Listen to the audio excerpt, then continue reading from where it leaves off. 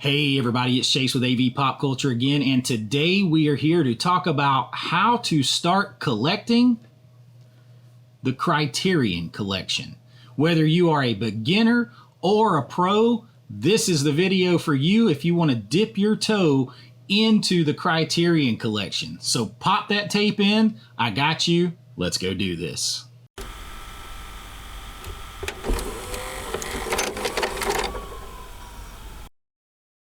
All right, so Criterion Collection, it can be a little intimidating. It has a little bit of a air about it. It has a little bit of some cases it has a little bit of a stigma to it, that a lot of the people who only collect Criterion or talk about only Criterion are basically posers or pretentious and look down at other filmmakers. And while certainly are film fans, and while certainly that could be the case for some people, because you have people like that in every walk of life.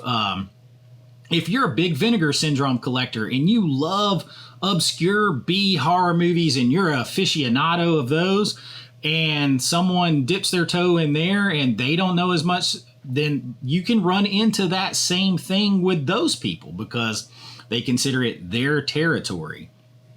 But as someone who is a fan of those type of movies and Criterion movies, I think there is room for everyone in all walks. Like, I am the same person that gets questioned all the time. How did you, as the same person, make these two movies right here?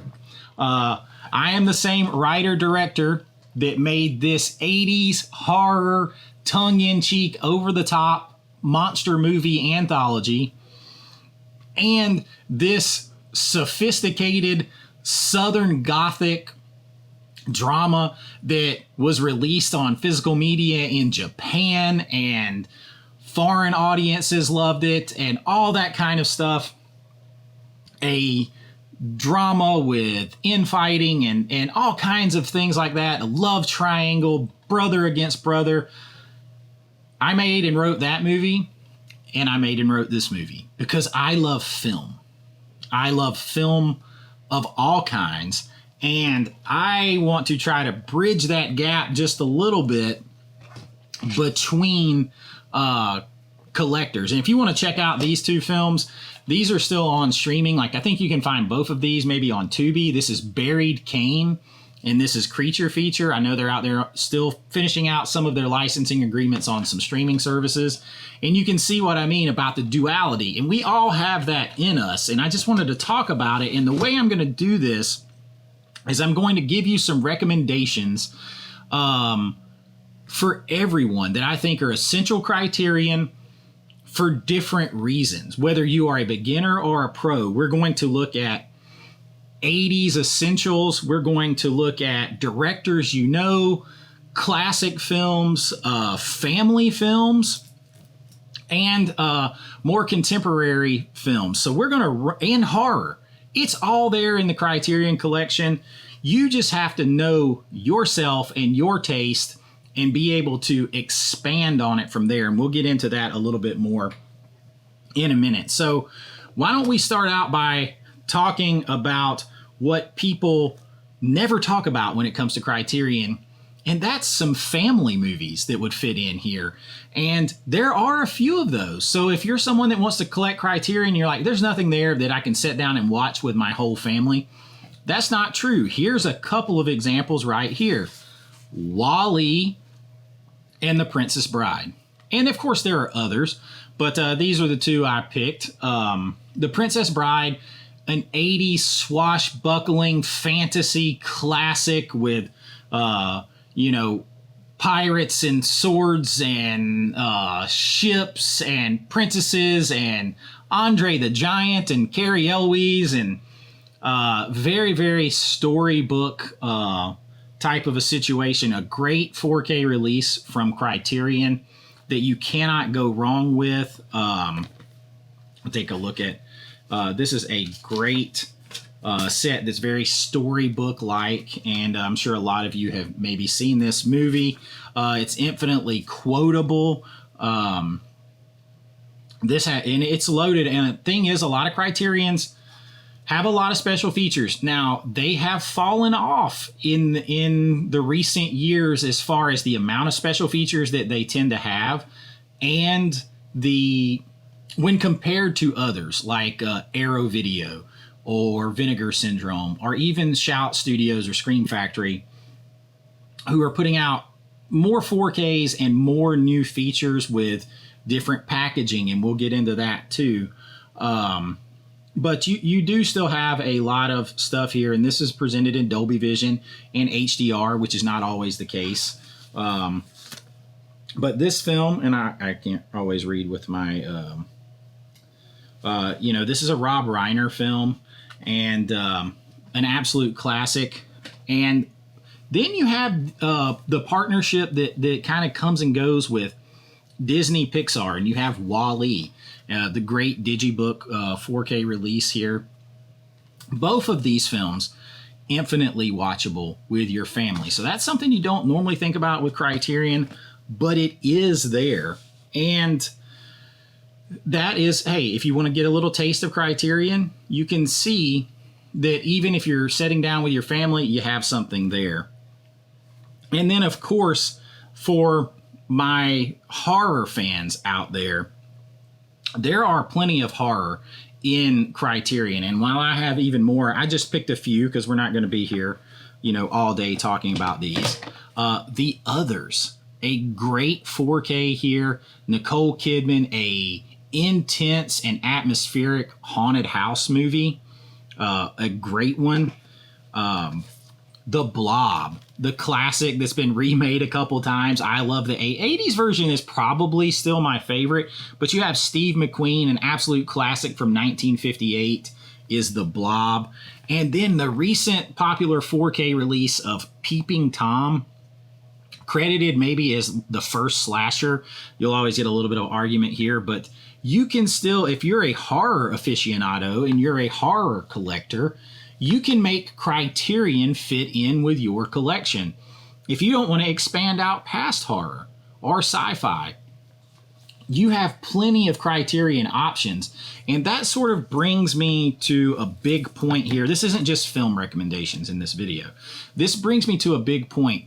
I've said this before, but make Criterion, if you're going to, the first step, whether you are whether you are a beginner or you're a pro, is to make Criterion fit in with your taste and your personality. When you curate a collection of films, that collection, unless you're somebody that just wants to accumulate titles, that collection should reflect you, your personality, and who you are, and the imagination of who you strive to be. That is what your collection should reflect, that about you. So if you fill your collection with a bunch of movies because you're told that they're great and you should love them if you're a film fan and all that kind of stuff, if that's what your collection consists of, you're probably going to end up with a bunch of movies you never watch or watch once and then collect dust. They say nothing about you, and you're going to be unhappy that you spent the money on them unless you just want to show off to others. And that, unfortunately, is a reputation that Criterion gets. And it is earned, obviously, with some people, just like with the 80s horror aficionados and stuff. People can be closed out and they can be pretentious. I taught film studies. I'm a filmmaker for over 20 years. If you're new to the channel, I have written, directed, edited films, been hired to edit other people's films, cut film and edited film with scissors, with an old, cutting machine, all that kind of stuff, color graded films.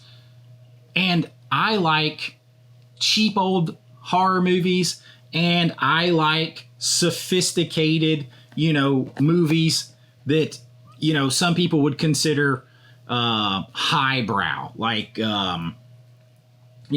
we'll grab some out from right here and start down that road. Blue Velvet, David Lynch.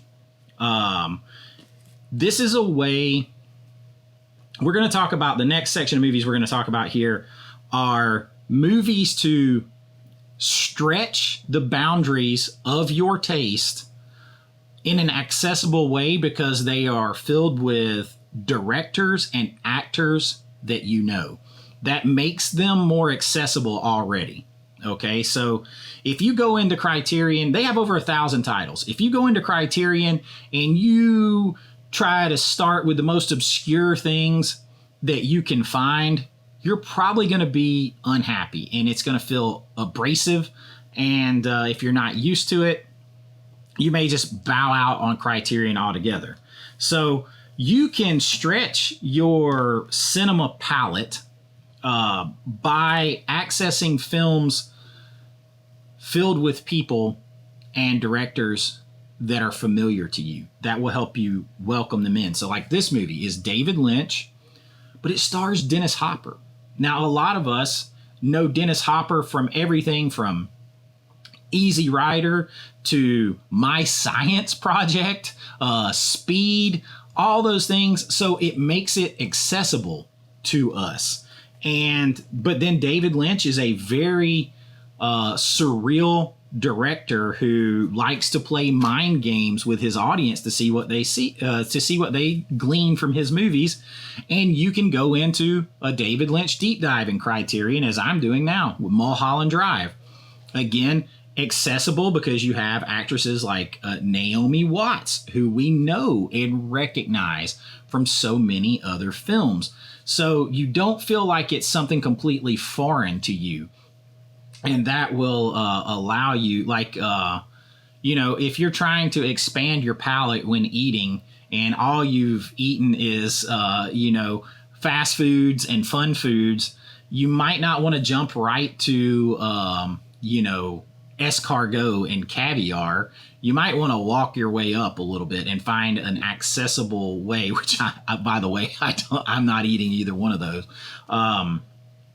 But you might want to find an accessible way to expand your palate without it turning you off. And you can do that through movies like these and, with others like Videodrome and Blowout. This is David Cronenberg and this is Brian De Palma, two very, very accomplished filmmakers who do all kinds of movies. You have Brian De Palma. He's very famous among horror fans because he did Carrie, the Stephen King movie with Sissy Spacek. But here you have an earlier film of his, Blowout, that just got a 4K not long ago. And it is accessible because here you have John Travolta and Nancy Allen in a movie. Everybody knows, most people know who John Travolta is. And that might bring you in more to Brian De Palma. And then you're like, oh yeah, Carrie. And it's the same thing if you're a Criterion Pro and maybe you look down on horror films. It's a fact. There are some Criterion only focus collectors who feel like there is a certain genres of movies that are beneath them. And that gives Criterion a bad name. And it doesn't help a lot of times when you watch the Criterion Closet, and you see these actors and people and they go in there and for the most part, a lot of times, and this is coming from someone who taught film, they pick very obscure things and you wonder, it's like, do they really like these films or are they also trying to look sophisticated in here? You learn to drop that really quick when you're a filmmaker. You don't have to prove your cinematic worth as a film fan by picking obscure films. There are plenty of films in Criterion collection that they're not good in any way. They're not enjoyable to watch. They're not good films, but because Criterion picked them up, people immediately take another look and think, well, maybe it's just something I didn't understand. And so it must be good because Criterion did it. No, that's not always the case. But this could introduce you to Brian De Palma's other work if you're a horror only fan, or if you're a Criterion only pro. You got Brian De Palma here, you might say, hey, let me check out Carrie too, a horror film based on a Stephen King story. And the same here with Cronenberg and Videodrome. I love this movie. This is my favorite Cronenberg film right here. I am a massive James Woods fan. And again, a lot of people know James Woods from all kinds of movies. Everything from John Carpenter's Vampires to Diggstown, all kinds of highbrow, lowbrow, whatever you want to consider the movies.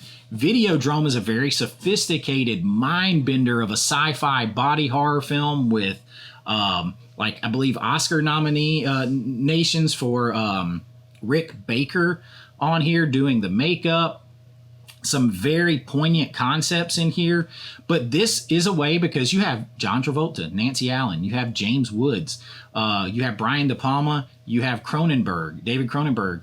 This could ease you into expanding your palette through familiar faces and things that are comfortable to you. And if you are a Criterion pro, these might encourage you to step out a little bit. Check out some of De Palma's horror work. Check out some more horror stuff by, that features James Woods and things like that, if you really enjoy him in here. So it's a way to expand from both ends. And then you can continue that theme with films like Barry Lyndon and After Hours. Barry Lyndon is a Kubrick film. A lot of horror film fans love Kubrick, and they love him because of The Shining, right? It was just another Stephen King story. And then over here with After Hours, you have Scorsese. So if you want to expand, and this is a very 80s vibe feeling, has a, kind of has everyone in it. So you're going to see a lot of familiar faces, introduce you to a different side of Scorsese a little bit. But over here with Barry Lyndon, you get to see, if you're a horror only fan, you get to see Kubrick in a different way, see how he really uses cinematography, and go to cinematography masterclass with Barry Lyndon. And if you are a Criterion pro and you pick these up, then you could go down and say, hey, I loved Kubrick so much in this, or Doctor Strangelove, or whatever. You could say, I love Kubrick in this so much. Let me spend some more time checking out like The Shining, and maybe that will expand you down a horror road into Doctor Sleep or whatever. And you can expand your horizons going both ways. And the same thing here. Maybe if you're a fan of this Scorsese movie, but or The Irishman, or The Last Temptation of Christ, something like that, and it's very Criterion feeling. This one might bring you back down to a different side of Scorsese, and then maybe you go down and check out something like, which is one of my favorite Scorsese movies, Gangs of New York, which maybe isn't considered quite as highbrow, even though Daniel Day-Lewis is one of the best actors ever. But it will open you up both ways by using actors and directors and writers that you are familiar to and are comfortably accessible. And then the big question I get sometimes is, well, what about old movies? Criterion is just all old black and white movies. Well, first of all, I like a lot of black and white movies. It's a Wonderful Life is one of my favorite movies of all time. But whether you are a novice Criterion collector, a pro Criterion collector, someone who just loves horror, someone who hates horror, someone who only likes comedies, there is something for you. And the three I picked to talk about: Night of the Living Dead, George Romero, an absolute classic, black and white. Don't tell me you don't want to watch this movie because it's black and white. It changed the face of horror in so many ways. So whether you are a Criterion pro who kind of looks down on horror, you have to appreciate this. Maybe it will get you into other Romero movies. And then you want to talk about a film like Arsenic and Old Lace. Kind of has some horror vibes to it a little bit, but it's a Frank Capra film. So it's very accessible, because even if you've never bought a Criterion, you've probably seen It's a Wonderful Life. So you are familiar with the kind of film that you're probably going to get from Frank Capra. So that is a very good one. And it has a little bit of spooky horror vibes, fall vibes, and this screwball comedy in there too. There's something for everyone to enjoy. And if you want to, if you're Criterion only, then you can come down here and say, well, Cary Grant, let me check out some other Cary Grant. Let me see some other Capra. And then, kind of move on down from there. And then with Some Like It Hot. This is my favorite Marilyn movie. I have the original one sheet in my dining room for this movie. And I'm not a guy that's just going to sit in and pop in, movies to get a sophisticated education in cinema all the time. I'm not going to do that. I have an actual education in cinema and have actually made movies. I don't need to be educated every time I pop a movie in. This one's highly entertaining. It feels very vibrant and fresh despite how old it is. Of course, you have Marilyn, and again, it's accessible if you are new to Criterion because everyone has heard of Marilyn Monroe. I'm a big Marilyn fan. But in this movie, you have, this is a Billy Wilder film, and you have Tony Curtis and Jack Lemmon, and they witness a murder, and they have to, they're trying to hide, and they're going to join, they're musicians, they're going to join a band, but it's an all-female band. And then they fall in love with, of course, both fall in love with Marilyn Monroe. This movie's so much fun. It can bring you in. I have to drag my kids, which they're 12 and 14, into watching black and white movies. But these movies, they can take the stigma off of black and white movies feel old and boring and out of date if you're not a Criterion collector. And they can open you up to other horror, other George Romero, other type of comedies, other films by Capra, things like that. More Marilyn movies that are more maybe less highbrow and more just the lightest of comedies if you are a hardcore Criterion collector who doesn't like other things. So accessible films, accessible either way. And if you follow my channel, and then some of you may be new, if you follow my channel, I'm a huge 80s guy. This is AV Pop Culture. I am a massive 80s fan. I love the 80s, and Criterion does that too. I think this is 2024 when I'm recording this. Risky Business may be still midway through the year. It was in my top 10 4K releases of the year. It may still be there at the end of the year. Absolutely. Love this movie. Screams 80s. The 4K is a brilliant 4K here, but not everything is about 4K, right? So we're going to dip our toe into the 80s even more with classics. You talk about accessible if you are a Criterion, newbie. Bull Durham, Kevin Costner, Tim Robbins, Susan Sarandon. This is a movie I grew up watching. It's a sports film, so you can access this from a bunch of different ways depending on your tastes. 80s, sports movies, Kevin Costner, Tim Robbins. If you're a fan, all of that is here. Fast Times at Ridgemont High, Amy Heckerling. This movie is full of comfortable faces to look at if you're not the biggest aficionado. You have Judge Reinhold, you have Sean Penn, you have Jennifer Jason Leigh, you have Phoebe Cates, you have Forrest Whitaker making an appearance in this movie. Film is absolutely loaded with people. You even have little peeks at, I believe, Nicolas Cage and Anthony Edwards in here as well. No Shirt, No Shoes, No Dice. In 80s mall culture, high school culture type vibes, all of that is in here. And the same thing, Breakfast Club, John Hughes. You want to talk about accessible. It doesn't get more accessible maybe than a John Hughes film for everyone. So if you're afraid of Criterion and you want to start collecting them, you can go with familiar 80s favorites that are great films. And if you're a Criterion pro, you can understand that by Criterion putting these in their collection, they're telling you that films like this have value. Not to look down or say that, a lot of that 80s stuff from Breakfast Club to Weird Science to Ferris Bueller's Day Off is just kind of drivel and for the masses or whatever. And unfortunately, that's an attitude that some Criterion film collectors can get, the same way that, the hardcore horror fans of obscure films can get going the other way. This will show you all these films they stand the test of time and they have worth. Those other films I just mentioned, Weird Science, John Hughes, my favorite John Hughes film, and just an absolute classic. He has other films. You talk about Amy Heckerling in her other films. Tim Robbins and Kevin Costner, synonymous with 80s films. Like, you have a lot of the Brat Pack in here. You have other films that could introduce you to, like St. Elmo's Fire and stuff, if you are, I only buy Criterion.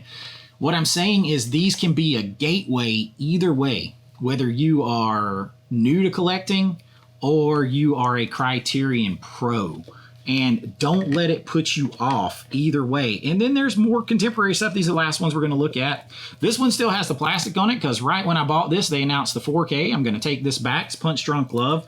Dazed and Confused. You're talking about a classic comedy here with Dazed and Confused by Richard Linklater. Great 4K. This movie, though, I say this movie all the time. This is very accessible to a lot of people because, well, you got Matthew McConaughey in there. A lot of people know him, right? But besides that, it's quotable. You've probably heard quotes from this movie, even if you don't know it. And then this is a movie that spans decades because it was made in the 90s. So it's a 90s film that feels very, very, very 80s, but it's supposed to take place in the 70s. So it's supposed to take place in 76. It feels, though, like it was an 80s movie, like Fast Times at Ridgemont High or something. 100% feels 80s, but it was made in 1993. So it spans decades. It makes it very accessible. Then you get a film like Punch Drunk Love. It doesn't get more accessible than Adam Sandler. And if you're a Criterion pro and you look down on the movie, maybe you don't think as much of it because it has Adam Sandler in it and you just associate him with things like Happy Gilmore and Little Nicky and Silly Voices and everything.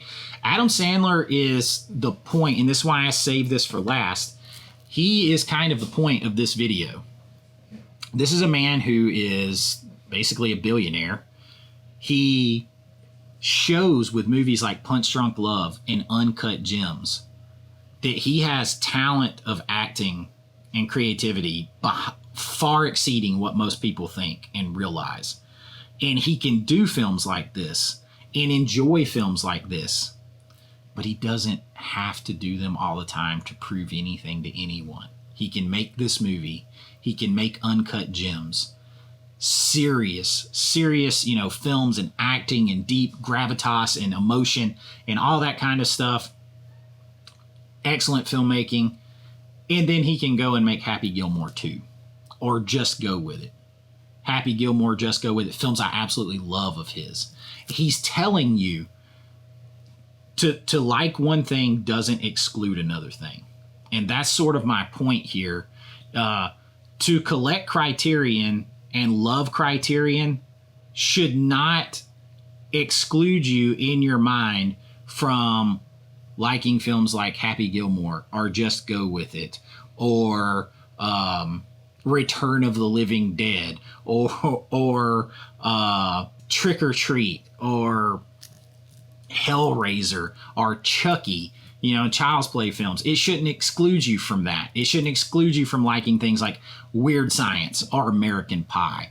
And if you like all of those movies I just mentioned, it shouldn't exclude you from liking films like Arsenic and Old Lace or After Hours or Barry Lyndon. It doesn't exclude you from those things. Blue Velvet. It doesn't exclude you from those things. You can like the things equally. You can, and it doesn't make you a better, more educated film person if you only like Criterion. And it doesn't make you, and you don't like, like B horror movies or 80s comedies or whatever, doesn't make you better. And if you are an aficionado of everything Vinegar Syndrome puts out and you love those B obscure horror movies and you love 80s fun and stuff like that, and Weird Science is your favorite movie ever and all that kind of stuff, that doesn't mean that collecting Criterion is bad and that you can't do that because it doesn't fit in with you. I actually think the person who can sit down and have a conversation about a cheese like Return of the Living Dead, an 80s ridiculous fun cheese fest, and then can also sit down and have a conversation about Videodrome or Barry Lyndon or Mulholland Drive and Arsenic and Old Lace, and then go back and talk about weird science for 30 minutes too, in an educated, smart way.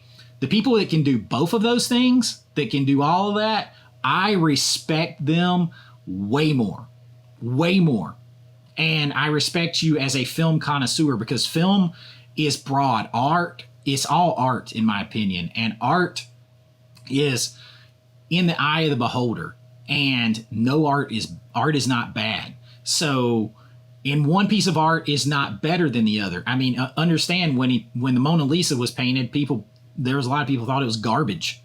There's a lot of people think the Mona Lisa is garbage now. It is in the eye of the beholder. There's the concept that Michelangelo, when he got to paint the Sistine Chapel, what did he do? All these artists were painting all these great things. He did something very simple. He drew a circle, freehand, right? That's the story. A perfect circle. Simple. Enjoy it all. It doesn't make you better or worse, depending on what you like. Film should be accessible to all. And whether you are a new Criterion collector or a seasoned pro, these are movies, just examples of some movies in the Criterion collection that will open your gateway, open your door, either to more Criterion or out of only Criterion into other things, and expand your taste and enjoy more. But the way I always say to do that, though, don't go in there and think, okay, well, I'm going to go into Criterion and I'm going to get the most, sophisticated, complicated, moody film that I can get. Don't do that. Use films that open the gateway to your taste. Cherry pick those things that reflect you, and then expand. You may find that you've never seen Videodrome or Arsenic and Old Lace before, and when you watch them, you're like, whoa, how did I not see those my whole life? Let me go down those roads a little bit more. Let me go find more Cronenberg. Let me go find more Cary Grant films and enjoy those. Let me go down that road more, and that is my taste, and let's expand it in that direction.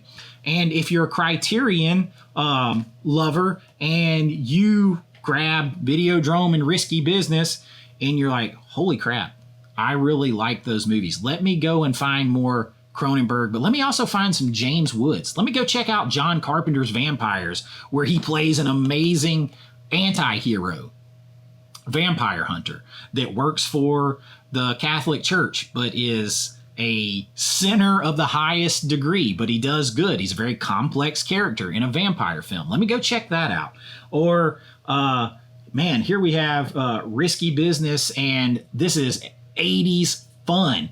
Man, let me go. You know what? Criterion also has Fast Times at Ridgemont High, 80s fun. Let me go, and they have Breakfast Club. Well, heck, man, let me go down and start checking out, Weird Science and Ferris Bueller's Day Off and American Pie and all of these. And you may find that the reason this appealed to you is you like fun, raunchy 80s goodness in comedies. And, or you may find that by watching The Blob as a Criterion collector, and then you go and watch the 80s one and you're like, man, the original one is fun, but that 80s one is an absolute blast. Like, it takes me back. So let me find some other 80s vibes horror movies to check out. And you may find you expand your taste that way, and your taste was always there and you excluded it one way or the other.